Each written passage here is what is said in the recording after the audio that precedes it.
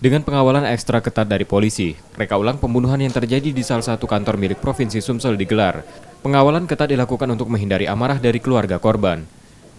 Priamos, tersangka pembunuhan tersebut, melakukan 18 reka adegan dari peristiwa tersebut, yang diantaranya melakukan mengawasi korban dari CCTV di kantornya.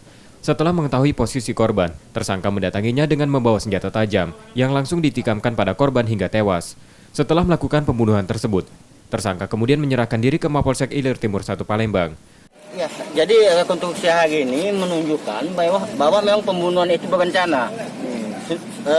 Direncanakan sebelumnya. Karena kenapa? Sebelum terjadi suatu pembunuhan, ada senjata tajam itu sudah dimasukkan di dalam laci tempat si tersangka bekerja.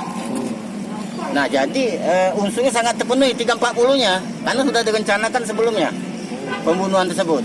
Jadi ini kita lihat sudah sesuai semua, Pak, ya? Sudah sangat sesuai karena ada rencana, kan ada CCTV sudah disita di situ. Pembunuhan tersebut dilatar belakangi amarah tersangka pada korban yang diduga menggoda istri tersangka.